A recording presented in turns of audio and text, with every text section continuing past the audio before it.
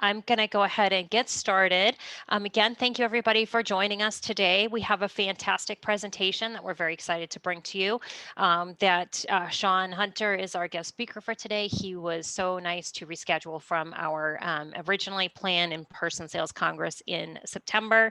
So we're so glad to be able to bring you our presenters from that meeting that we were unfortunately unable to hold, but hopefully by next year we'll be able to do that.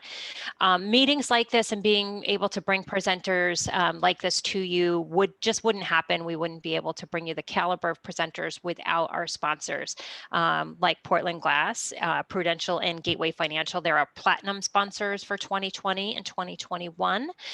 So we're very glad to have for you today so that you get to meet some of our platinum sponsors. Today we have Sheila O'Toole and Shawn Mullane from Portland Glass, and they're going to just spend just a couple minutes talking about Portland Glass and in some of the services that they provide.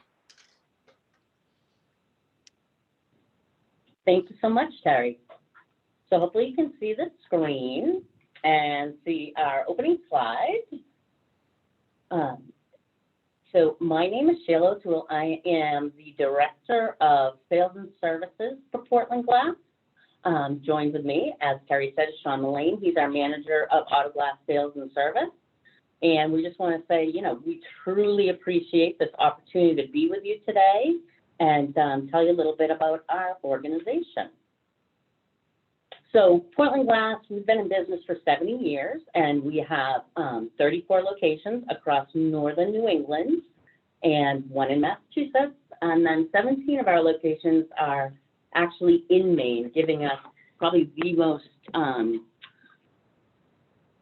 the largest coverage for the area for your customers. We are actually it's very important to us that we take each day and really live by the golden rule. It's why we come to work every day, why we get up in the morning, why we're here.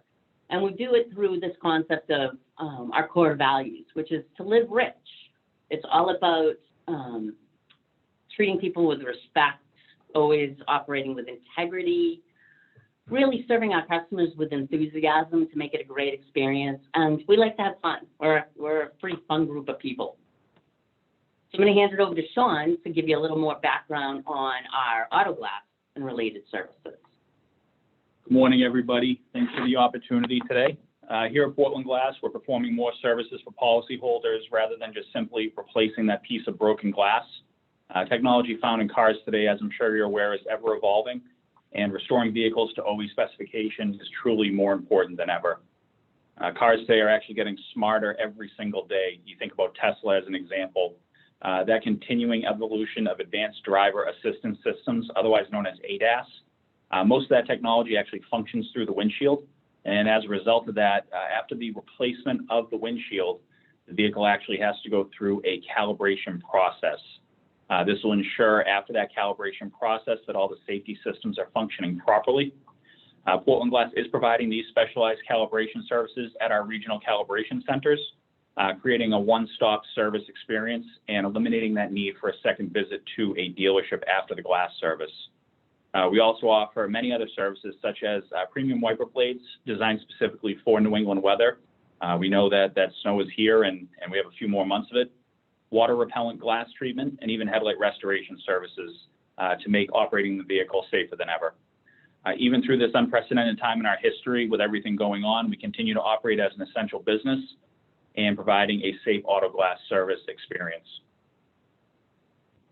We consider ourselves truly set apart from the competition with our road hazard guarantee. This is something we offer in addition to our workmanship warranty and craftsmanship guarantee. This additional coverage protects the customer from having to pay for glass repairs or another replacement within 1 year. With every non-dealer windshield replacement, it's basically buy one and get one half off. The customer also has the option to upgrade that coverage to what equates to basically a buy one, get one free. We also offer a full range of residential glazing, home improvement, and commercial glazing services. Many people know they can come to us for the windows or mirrors, but not everyone knows that we have specialists for tub and shower enclosures, or that we do custom closet systems or patio rooms. These additional services really grew out of our customer base looking for contractors and not finding what they needed. So from all of us here at Portland Glass, we want to thank you for the opportunity to present today, and we hope everybody has a great day and enjoys the presentation. Thank you so much. Terry, back to you. Excellent. Yes. Well, thank you so much for being here and for sponsoring. We really appreciate having you here. Portland Glass has been a great partner with NAFA for years. Yeah, you guys have done a lot for me, both as an agent and also as a customer. And I have to say, I had a claim a couple years ago where some pieces of metal pipe came flying through my windshield at me while I was driving down the highway. And you guys were absolutely amazing and went way above and beyond, and actually helped with some damage to the dashboard and everything that happened and all of that, and got me back in a day. So you guys are amazing. You do great work. I really appreciate having you. Thanks, Terry. Yes. So I would now like to introduce our keynote speaker for today, Shawn Hunter. Shawn is a CEO of Mind Scaling. He's the author of Small Acts of Leadership, 12 Intentional Behaviors That Lead to Big Impact, and Outthink, How Innovative Leaders Drive Exceptional Outcomes. Shawn is a dynamic, practical leadership development expert who works at the intersection of leadership, organizational culture, and innovation.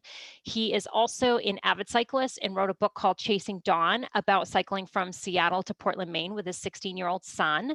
And Shawn's energy, I've worked with Shawn for a long time. This is his energy every single day. We're very glad to have him here. He is local here in Maine, so we're always glad when we can bring nationally renowned speakers that are native Mainers to our program. So with that, I give you Shawn Hunter. That was so kind, Terry. Thank you. Thank you. I'm really excited to be here. And now I've learned even more about Portland Glass, and I'm so far behind on all these different checklists that I have to do. I've got to call Portland Glass. See, no kidding, not a flippant endorsement. I'm quite serious. I have all kinds of issues, including I have teenagers driving cars with dingy headlights, and I didn't know that you could fix that. Look, I'm really psyched to spend a few minutes with you this morning or today or whenever you happen to see this. And what I want to focus on today is how we can get locked in, either complacency or being overwhelmed, and what can we do to change both ourselves and our divisions and our teams, and maybe even, move the needle a little bit on our whole organizations. And I'm reflecting on how originally this was scheduled to be, of course, live together. And that's the magic of being together. And we miss this because it's not just these sessions of, keynotes or workshops. It's the side conversations. It's in the hallways. It's having a coffee with someone. It's waking up early and meeting them to go for a walk. It's these kind of small moments of having meals together that is the magic of these conferences. So my hope is that we'll have a dialogue and a discussion here, and that you'll take these ideas and share them with those that you care about and want to influence or in your own work. So with that, I did bring some ideas to share, and it's true, as Terry mentioned, I did a couple years ago cycle from Seattle, Washington to Yarmouth, Maine with our 16-year-old son. And if we have a moment at the end, I'll share some ideas from that trip as well. But first, I'll give you a little analogy about where we're going here in this conversation. And I'm going to start with a parable.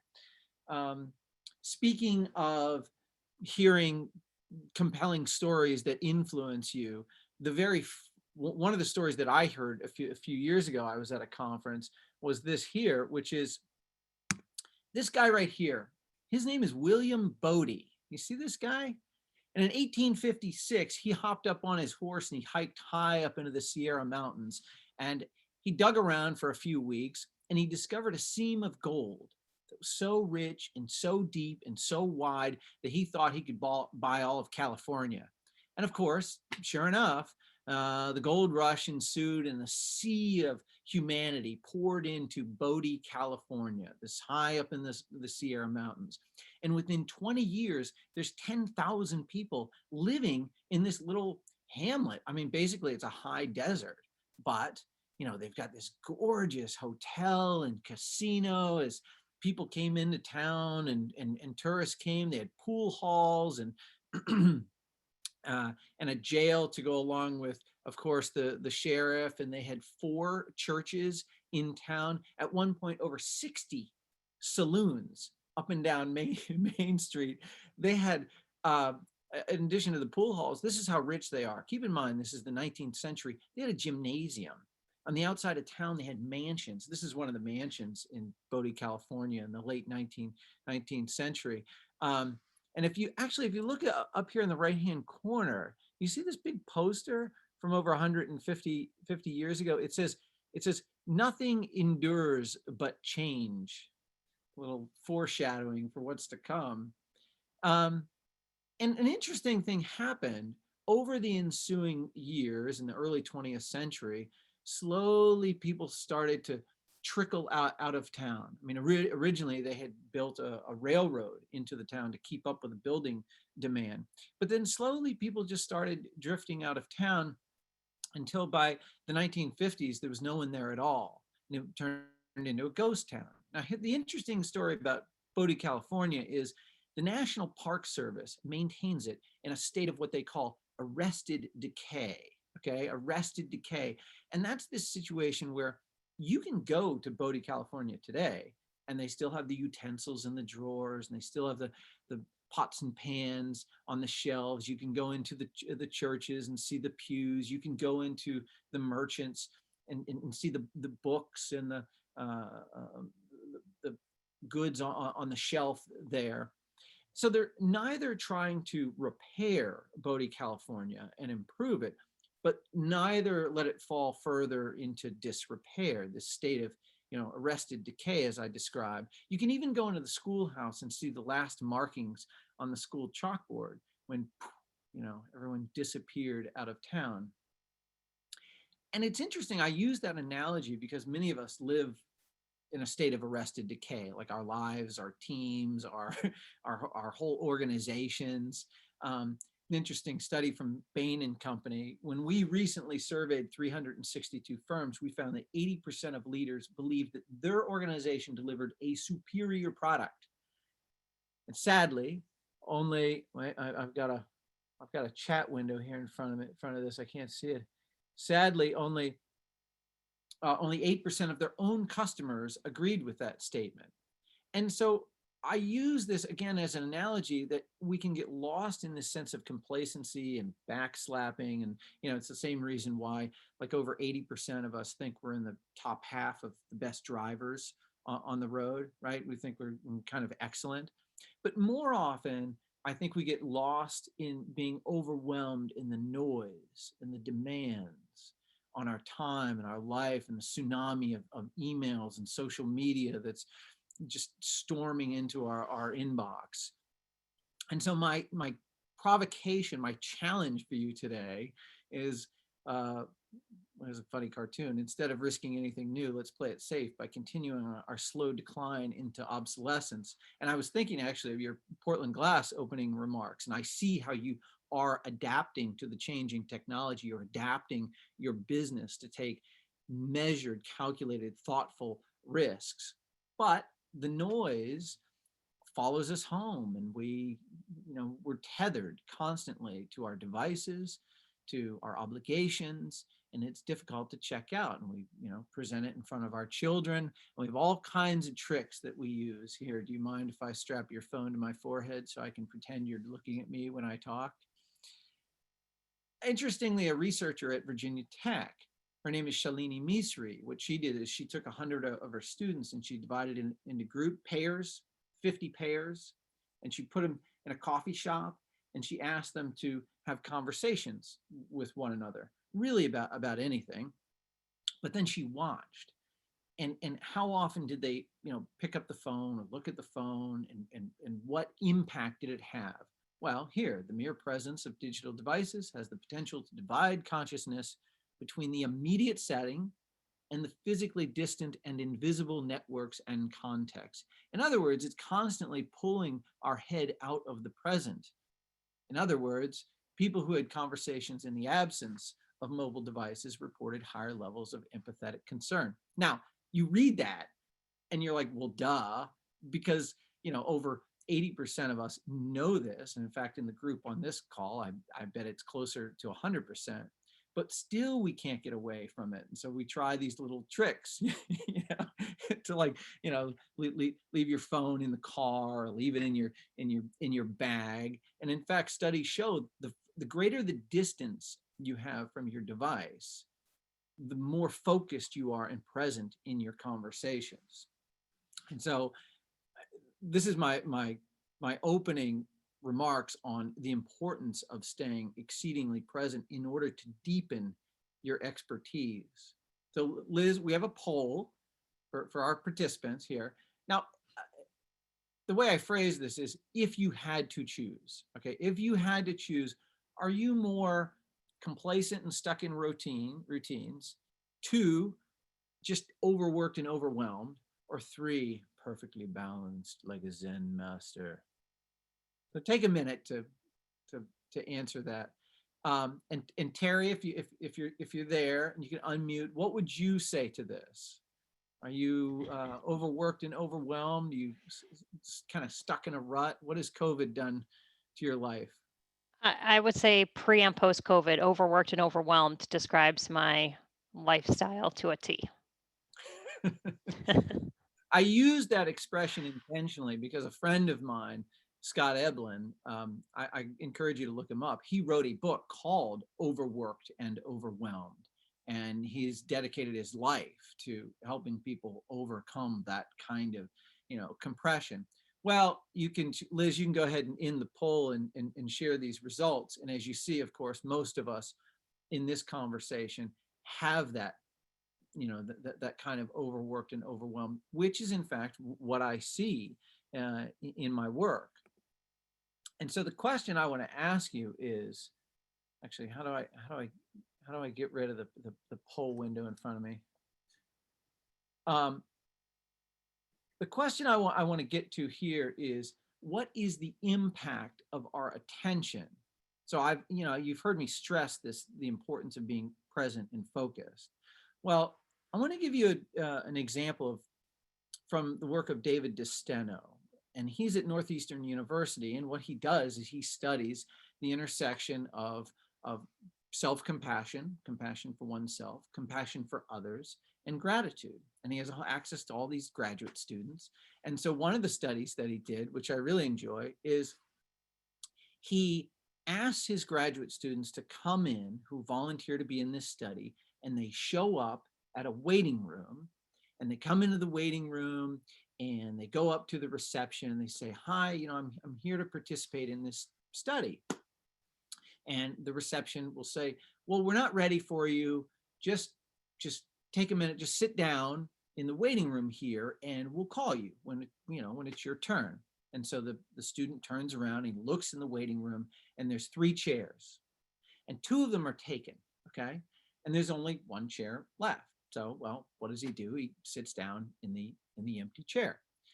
Now, interestingly, the other 2 chairs that are full of of other students, they're actors, right? They're actually part of the study, and they're told to sit there and just look at their phone or read a magazine, or can be completely unresponsive, when down the hall a few minutes later comes a young woman. She's on crutches and she's got this great big boot on her leg, and she's wincing and kind of agony, and she kind of gets to the door and she fights to get the door open, and works her way into the room, goes up to the reception, and the reception tells her the same thing.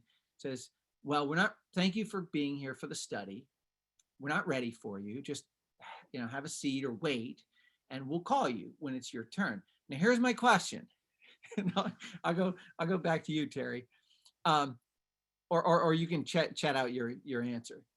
That research participant, what percentage of them stands up, offers to help the door, opens the door, offers their seat, does some act of conscious giving, like acts like a human towards another human? Now, keep in mind, the other 2 people that are part of this, that are in the study, they're told not to do anything. They're told to sit there, to read their magazine, to not react at all. So the question is, what percentage of those kids who are sitting there in that third chair and watch this woman with the boot and the crutches hobble down the hallway and fight to get the door open, what percentage of them stands up and offers to help and offers their chair? I'll go back to you, Terry. What do you think? Well, I'd like to think it's 100%, but after spending several months in a boot and on crutches myself, I would say it's probably less than 50%. And you're right.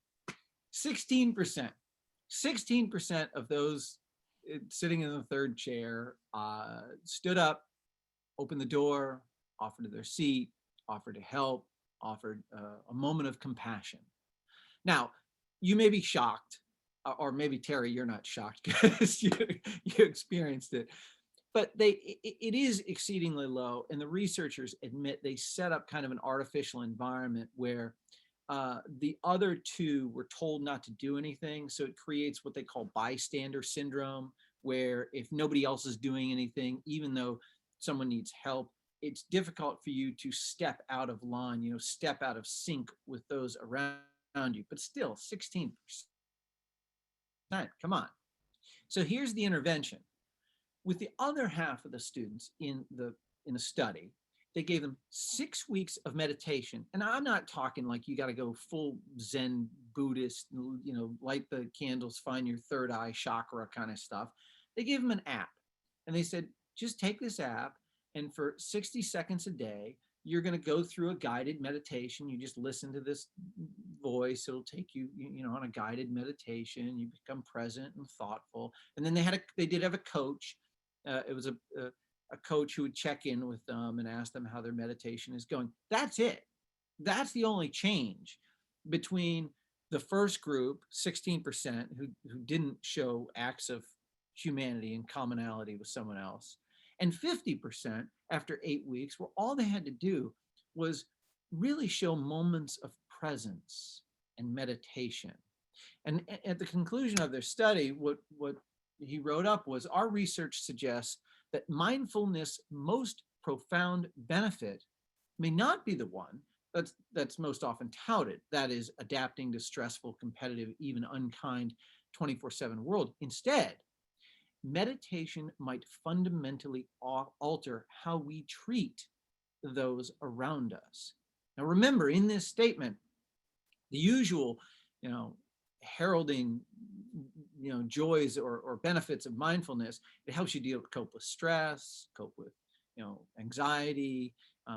But as he points out, it also makes you, in fact, a better human in working with other people and reach out with compassion and kindness to those around you. So that's the precursor. And remember, this presentation is about asking better questions to make better decisions, to innovate your life and your work. And I'm arguing that the foundation of that is you start with becoming very present in your work. Okay, so just a quick question. You can, chat this out, and I'll ask you in the audience. What is your own form of meditation, even if you don't call it meditation? Is it running? Is it walking your dog? Is it reading a book? Is it something you do to take care of yourself? What would you say out there? You just chat out your response. And now, see, I can't find the chat window, so I can't see what you're saying. Here we go. Morning exercise, prayers, yoga, deep breaths. Ah, yes. Calm apps. Yes. Exercise. Yes. Exercise is so wonderful. You see this in your animals, your dogs. Like, you don't exercise your dog and then he comes home and chews the couch and goes crazy. Well, the same is true with humans, of course.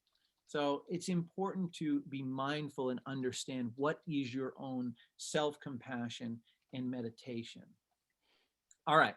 So now let's get to, the point, which is, what are the questions that we ask that we aren't even aware of? That's kind of an odd question, but let me ask it this way. What if I ask you, what's 5 + 5? Well, that's easy. But wait, What if I ask you, what two numbers add up to 10?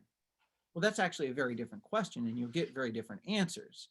And sometimes we don't even understand that the question, it's the answer itself is baked into the question. So here's another example. So what if I say to you, oh, it's Rachel's birthday coming up. How should we plan her birthday party? Seems like a pretty innocuous question, but that question itself assumes that it has to be a party. But that's not really the goal. The goal is to make Rachel's day memorable. But that's a very different question. So if I say, well, how should we make Rachel's day memorable? You could say, I know, we'll take her kayaking in the islands, or we'll take her camping on that beautiful place up in South Branch. She'd really love that. And so just be careful that the way we frame questions doesn't alter and hijack and wag the dog of the answers that we pursue.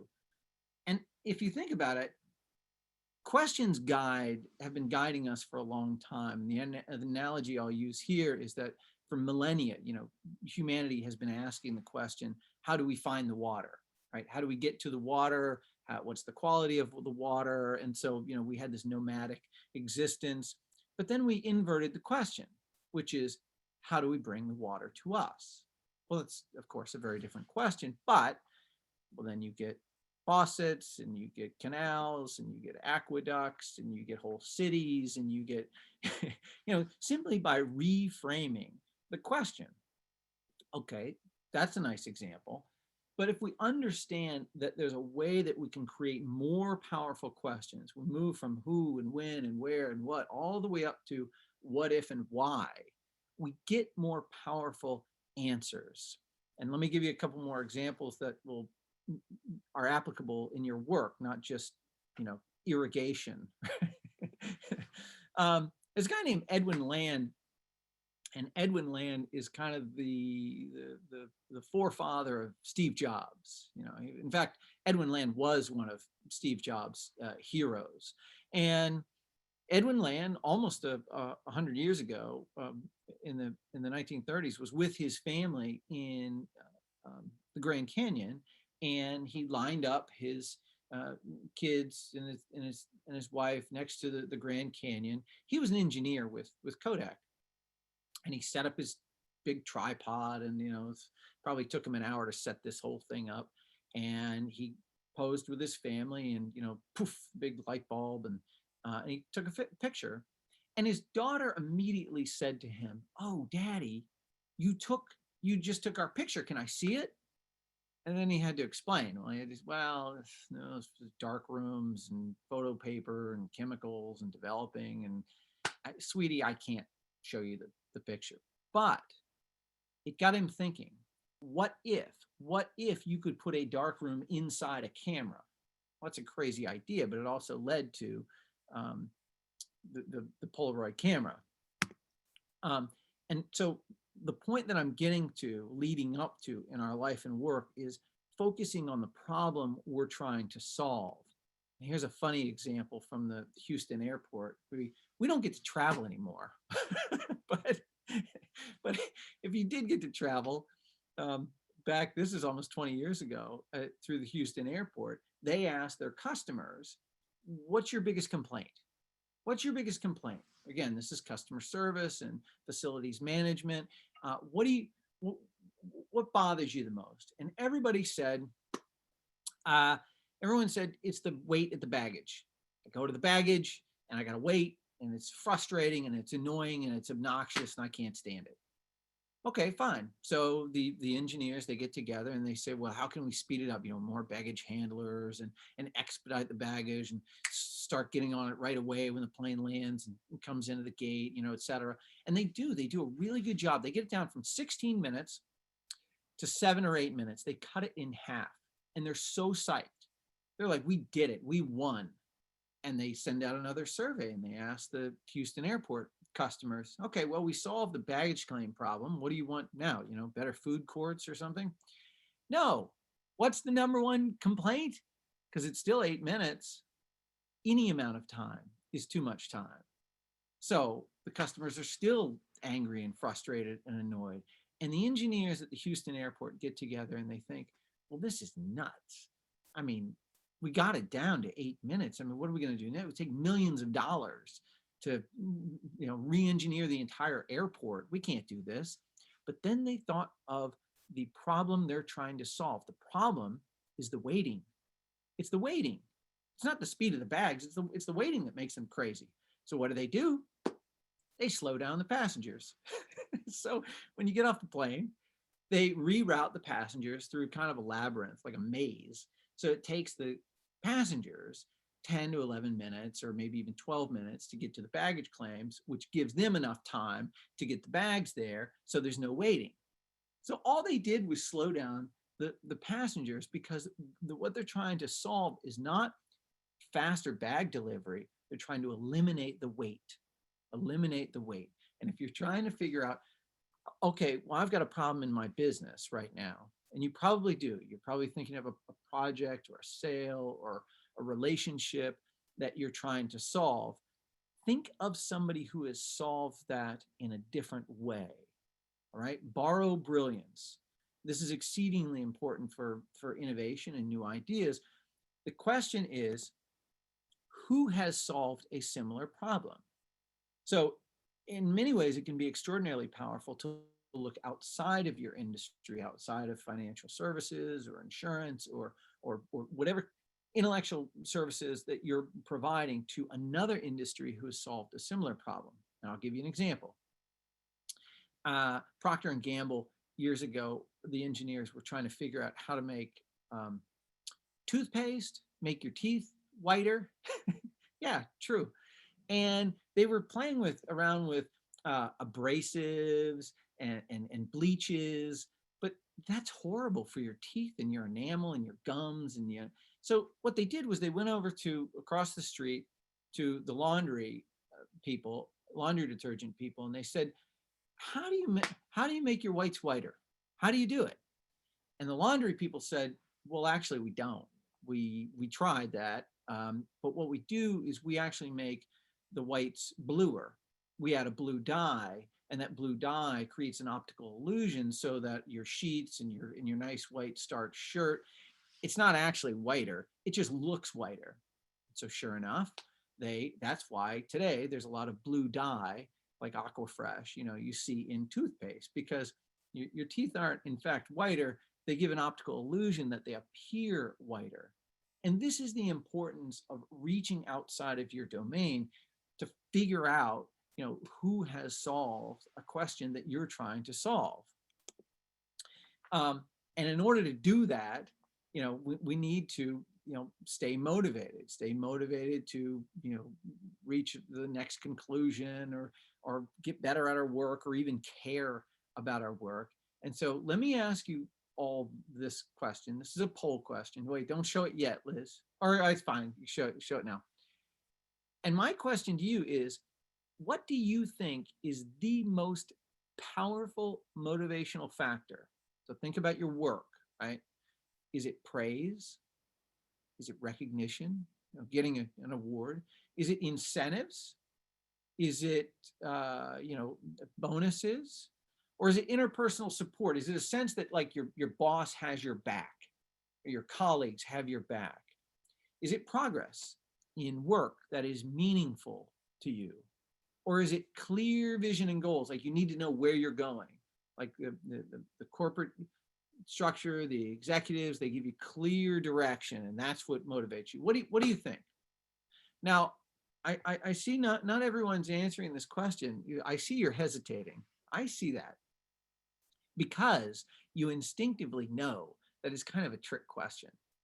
It is a trick question because you have to get them all right. Praise and recognition is extraordinarily important. Incentives and pay equity. I mean, come on. If you find out that your colleague in Liz is in Iowa, right? And maybe some of you are in Massachusetts or Maine, you find out your colleague with the same title, the same tenure is getting paid more, immediately erodes trust and loyalty. So you have to get that right. But this is based on the work of, you could, Liz, you can end the poll. Let's show these results. You have to get them all right. from an organizational level. But what did Michelle say? Yes, progress. You're right. A woman named Teresa Amabile from Harvard, she spent 4 years studying almost 240 individuals, 12,000 diary entries, and she asked them to write down, you're meeting with your boss, how do you feel? You're working on that coding project, how's it going? You're commuting and participating in a virtual meeting with your team, how's it going? Like basically highly qualitative information about how their work is going. Overwhelmingly, the most powerful motivational factor is the sense that we're making progress. We're going somewhere in work that is meaningful. And often the analogy that we have is like, imagine you want to run a marathon, right? Well, that's the clear vision and goal. You got to get to the finish line. But what motivates us is day to day. How do we feel? How's it going? How's that knee feeling today? Is it raining out? Do I really want to go? A sense of making progress in meaningful work. And so my question to you is, what do you do? What do you do to make progress? How do you nourish the meaningful progress in yourself and those around us? And so I'll just ask you, chat this out to you. How do you recognize the progress of those around you? And one kind of indicator of that is, when you meet with your boss, or inversely, when people meet with you, do they leave with more or less energy? Right? Think about that. It's kind of binary. Like, they have an interaction with you. Do they leave with more or less energy? Like, do they leave deflated, scolded, corrected, or do they leave emboldened, encouraged, connected, uplifted? So I don't know. What would you say? How do you nourish your own progress? Yes, indeed. It is true. Clients, family, friends. How do people feel when they leave you? Uplifted. Now, it doesn't necessarily mean that you give them a back slap and a high five and a way to go. Sometimes you can leave people provoked, like you push them. As I like to say, expecting excellence of other people is in fact a compliment. When you expect excellence and more of someone, that's honestly a compliment. It's saying, I see more in you. You are capable of more.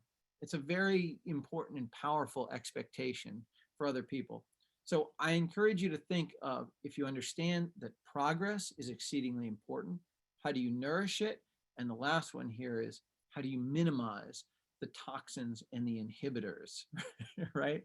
The toxic, people, situations, etc. And one of the ways you can do it is from the work of Carol Dweck. Anyone familiar with Carol Dweck and growth mindset kind of content? I suspect many of you are. A growth mindset is basically this belief that we're not static, that our capabilities are elastic. We can become more creative, or more emboldened, or better. We can learn and nurture our sense of personal development. And I'll give you one example from her work. I mean, her work is quite vast. She's from Stanford. But the example I'll give you is fifth graders, okay? Fifth graders. And what she did was, Carol Dweck and her colleagues, she visited classrooms with a bunch of fifth graders. And what she did first was she gave them a test, okay? And that test was quite easy. She knew it would be easy. She knew they'd do very well on it. It's spatial recognition, it's logic, it's some math problems. Again, remember, these are like 11-year-olds, and they do very well on the test as predicted. And so what she did was she cut them into two groups. And with the first group, she said, oh, you did really well on that test. Well, you must be smart at these problems. I mean, that's what it obviously explains it. That's why you did so well. And with the other half of the kids, she said, wow, you did really well on that test. You must have worked hard at these problems. That's why you did so well. So on the one hand, keep in mind, she's encouraging this notion that, you're brilliant, you're like Einstein, you have this amazing intellect. Like math just comes naturally to you, or you play soccer like Messi. I mean, this is the trap that we can fall into in the way we talk to our kids. We just say, you're astonishing and amazing. And with the other group of kids, she's reinforcing this idea of tenacity, pluck, perseverance, hard work. Okay, got it? Now, for the second test,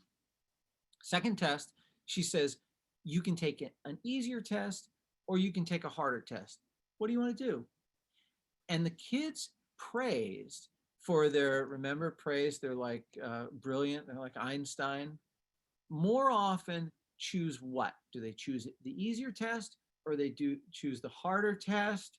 What do you think, Terry? I would say if they're told they're smart, they're probably picking the harder tests because they believe they can. You would think, but they don't. They choose the easier test. And the reason is because they've been given this title. They've been given this idea that they're brilliant and they're amazing. And so they're trying to protect that identity. They're trying to protect, if they're supposed to get an A, well, they better figure out how to get an A. And so they choose the easier test. And the kids praise for Michelle. I might choose the easier test too, to be honest. But when we reinforce that perseverance and tenacity, we're reinforcing this idea that we should be striving, we should be working. Okay, third test is really hard. Okay, it's really hard, and she knows it. Again, fifth graders, really hard test. She's giving them pre-calculus, and she knows they're not going to do well on it. It's kind of cruel. It's not very nice of her to do this. But those kids who are praised for their amazing intellect, they abandon it earlier, and the kids praised for their hard work and tenacity and stick-to-itiveness, they work on it a little bit longer. Nobody does well. This is real research, and fifth graders can't do this. And at the end of it, she says to the students, she says, well, I'm just a researcher. I'm not your teacher, and it doesn't go on your report card. It doesn't matter. Just turn to your neighbor, and tell them, how'd you do on the test? Those kids who are praised for their amazing, mathematical mind, they're more likely to lie a little bit, more likely to fib, more likely to exaggerate how they did on the test, right? They're protecting that status. As she writes, what's so alarming is that we took ordinary children and we made them into liars simply by telling them that they were smart. It's really terrible to, and as she's pointing out, that when we reinforce this notion that you're brilliant and you're amazing, then you feel like you have to protect that identity. Okay, last test, and then we'll move on to another subject. Fourth test, it's identical to the first one. You remember the first one everyone did really well on? Well, this one is identical in difficulty. Same complexity. It's easy, they all should do really well. But that first group that praised for their brilliance, they're coming off a test where maybe they aren't so smart. Maybe they don't have what it takes. I mean, they're told they're brilliant, but they didn't do very well. They do worse than they do the first time, and the kids praised for their tenacity, pluck, perseverance, they do almost 30% better, because over the course of taking these different tests, they're reinforced that it's okay to try, it's okay to experiment, it's okay to fail. And so when you translate this idea to the workplace, you want to be very careful about anointing anyone on your team with this moniker of being a genius. I mean, you may have seen this in your workplace. Oh, we can't start the meeting because Sally's not here yet. We need her. She saves the day. Encourage and reinforce energy and willingness to experiment, and willingness and passion, and the ability to allow yourself to fail and take chances. Which leads me to my next, and I might make it one of my closing stories about encouraging tenacity and experimentation to find new solutions. This is exceedingly important.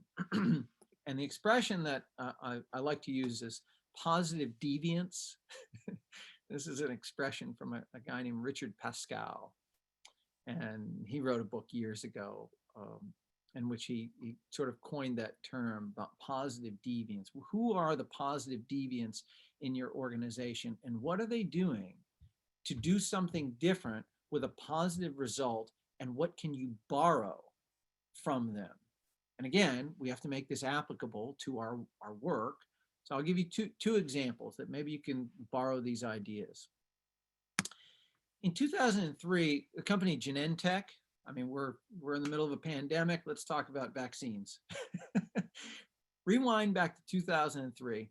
Genentech was releasing an asthma drug called Xolair, okay? Xolair.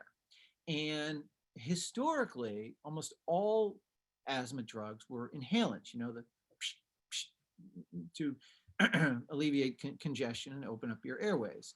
But Genentech had this new drug that was just approved by the FDA, and it was way better, much higher efficacy, and they knew it.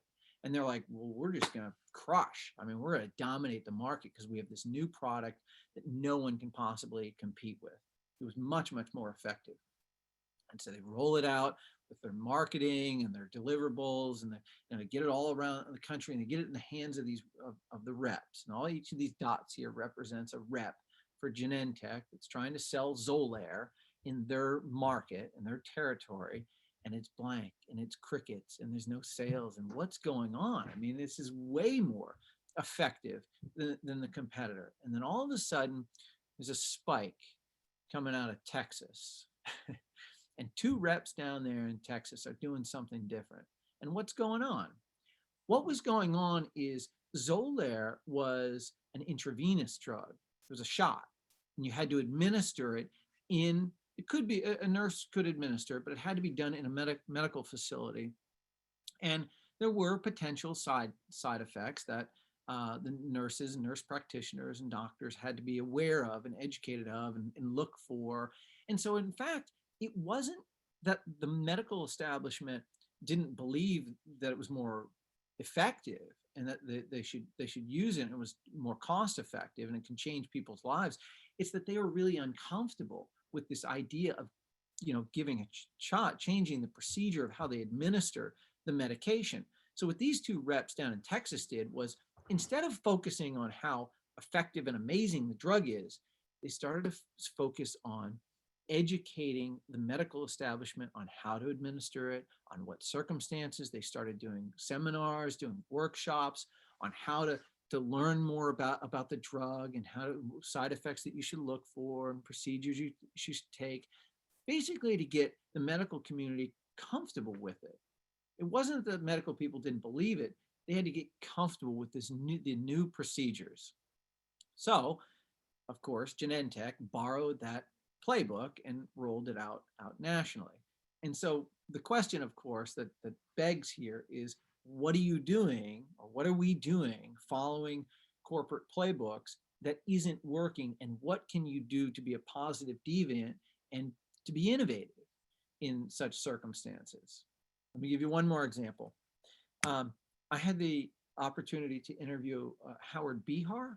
Howard Behar he's retired now, but he was the president of Starbucks. There's Howard Schultz, of course, as you know, the CEO of Starbucks, and right next to him was Howard Behar, who founded Starbucks with him. And back in the 90s, Howard Behar was responsible for establishing new stores, and they started down the West Coast. Of course, they started in Seattle, Washington State, Oregon, California, and they're rolling out these stores, and Howard had to go set up the stores and train the staff and get the managers, established and set the menu, show them the procedures. And then he had this friend who was managing a store down in Santa Monica, California, named Deanie. And Deanie contacted Howard and said, I got this new drink. We made it up. We just made it up, and everybody loves it. They love it. Howard was curious, so he flies down to California and he meets with Deanie and he looks at this new drink and he tries it. It's like, yeah, pretty good. All right, tell you what, I'll take it back up to Seattle to the brass, and we'll see if we can nationalize it, get it formally on the menu, get a recipe for you, and make it happen. And he goes back to the mothership, and everybody in product design and product engineering says, nah, forget it. It's too expensive to make. Procedurally, it's a mess. Let's just stick with the Howard, you tell Deanie, stick with the menu. The experiment's over. Just let it go. So Howard calls up Deanie and he says, look, I tried. I tried, but they won't go for it. But I'm telling you, shh, just keep making it. I want you to keep making it, but I want you to keep records. Like, what do they say? What are the comments? How many sales are you making? Is the word getting out? Like, and so he enabled her, that positive deviant behavior. Well, here's the punchline. She made the Frappuccino. The Frappuccino is a $3 billion. It is the #1 most profitable drink for Starbucks, bar none, the Frappuccino. And it was started by Deanie down in Santa Monica, who was experimenting, and her boss, who was willing to take a chance and say, you go for it, Deanie. So the question, of course, that we get to is, how encouraged are you to experiment in your work? Let's go to the chat. How encouraged are you to experiment in your work? Anyone? Do you feel enabled, empowered, encouraged to experiment? Right? It can be scary, of course, to take chances. But back to the earlier discussion about the importance of experimentation, the importance of taking risks, the importance of taking chances at the sake of innovation, right? Back to the opening remarks from Portland Glass and your innovation around autonomous vehicles and the next generation of vehicles and the glass and the way it's changing. You were forced to innovate, or maybe you saw it coming. I don't know the timeline or the process there, but you definitely had to adapt or face irrelevance in your market, because if I've got this vehicle and I've got this glass problem and you can't solve it, well, I'm going to find somebody else who will. Last point, I try as a leader, but I feel as being seen jumper into new flavor of the month. Yep. It can be effective to think of work as a fun game. Yes, it can. That's important. That kind of bringing fun and levity into experimentation is exceedingly important. Let me move on to my last two comments here. And this is really, I think, some of the most important ideas to share, which is you need to connect with the impact of your work. Okay. Now, in the example of Starbucks, Howard is one level removed from Deanie, who's working with her staff, who's connecting directly with customers and getting closer to the impact of their work. Let me just give you one example from Adam Grant. Maybe some of you have heard of Adam Grant. He's a writer, researcher, and TED talker. And he's done many studies that he's participated in. But the one I like, or there's many I like, but I'll give you one. Years ago, he was working with the University of Michigan with the undergraduates call center. So these are undergraduate students, and their job is to show up at a call center and make phone calls to alumni to raise money.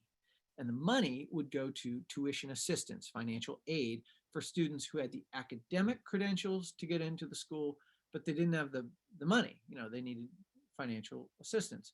So these undergrads, as their work study job, they'd show up at this office and make, X many phone calls over, an hour or two. Hi, John, class of 78, go Tigers. Are you willing to give $100 today to benefit our tuition assistance initiative that will help students with their tuition? That's their job. Okay. And what Adam Grant did was he watched them. He watched these call center workers, and he measured how many phone calls did they make, how much time did they spend on the phone, and how much money did they raise, right? Those were the three variables that he's watching. And after 2 weeks, he broke them into 3 groups. And here's the chart.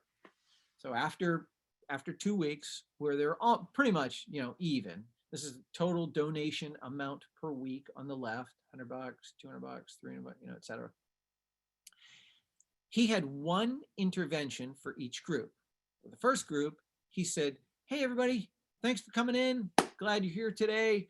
Before we get started, just you can take 10 minutes and play Angry Birds or chat your girlfriend, whatever. So basically control group, no intervention. Group number 2, hey, everybody, thanks for coming in. We just received these letters from recipients of your work who recipients of the tuition aid, the reason you're here. Let's just sit down at the table, open the letters, and see what they say. And so they sat down at the table and they read these letters from beneficiaries of their work. Group 3, hey, everybody, thanks for coming in today. Let's meet Marcus. Marcus is here. He's at the conference table. Let's sit down with Marcus. And they do, and they meet Marcus. And Marcus was given an award, a financial award directly from their work, and they get to learn about him. He's the oldest of 4 kids. He's a 5th-year engineering student. He's the first student of one in his family to go to college. His parents didn't go to college. He's an engineering student. His goal is to move to Silicon Valley and be an entrepreneur, et cetera. You just get to learn about Marcus. Well, that's the yellow line. Look at the chart. When we connect with the impact, the beneficiaries, the reason for our work, it has financial impact. It has business impact. That was just one interaction. And then here it's sustained. So if you look on the graph on the lower right, 1 month later, almost 275% more money raised, sustained for a month after that one single interaction. That's the power of connecting with the impact of your work.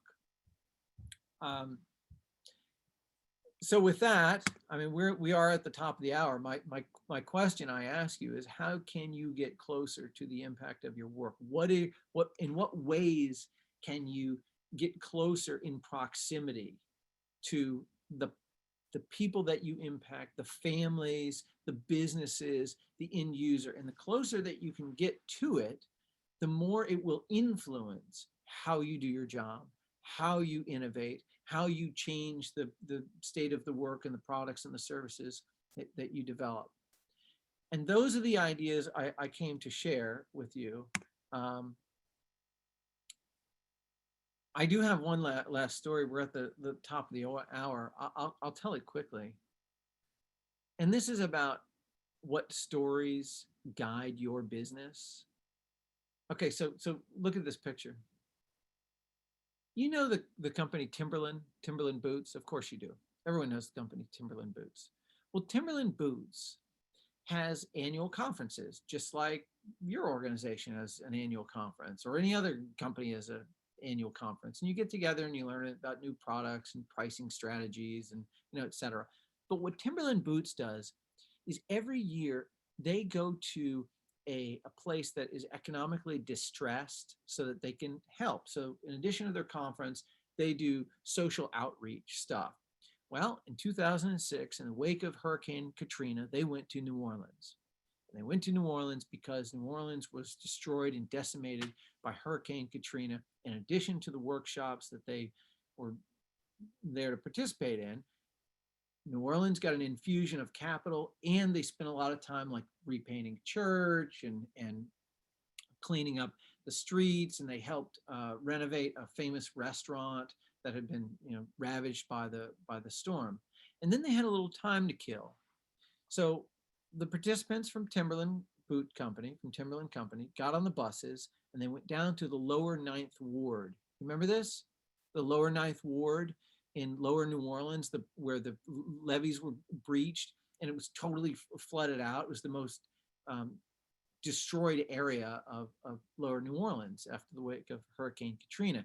And everybody got out of the buses and they got to walk around and just look and see what it looked like down there. And of course, homes are blown apart and it's desolate and people have left and it's flooded and it's dirty and it's garbage and concrete everywhere. And as they're getting back on the buses, one of the young associates looks and he sees there's like a kiosk, that's this picture here, of where it's like a first aid, a giving environment and an exchange environment. So if you need food or you need a hammer or duct tape or building material or clothing or something, you can go here to help rebuild your life. And he gets into a conversation with the person who's working there, and he says, "What do you need?" And the guy working at the exchange hut there says, "Well, look around. I mean, what we could really use is some good footwear. I mean, it's dangerous and muddy and dirty and full of broken glass and concrete and dirt and rocks." And so the guy shrugged and he took off his shoes and he set them down there and he got back on the bus. And his boss looked over at him and said, "Son, where's your boots? What are you doing?" And the guy pointed over at the exchange, the community help hut. And he said, "Well, they needed shoes." Well, you can see what's coming. Everybody on the bus stood up, walked off the bus, went over, unlaced their boots, and set them down right there and gave them. 2 buses full of Timberland employees, all donating their shoes to renewal in the lower Ninth Ward in the wake of Hurricane Katrina. Now, if you work at Timberland Boots, you know that story. And inside of that story is your values, about what you care about, what Timberland, the company, cares about. We care about compassion and gratitude and service to support humanity. And so my question to you, what I encourage you to think about as you depart and leave today, in whatever business you're in, is what is the story that encapsulates your values, your ethos, your identity in your company? And share those stories and propagate those stories.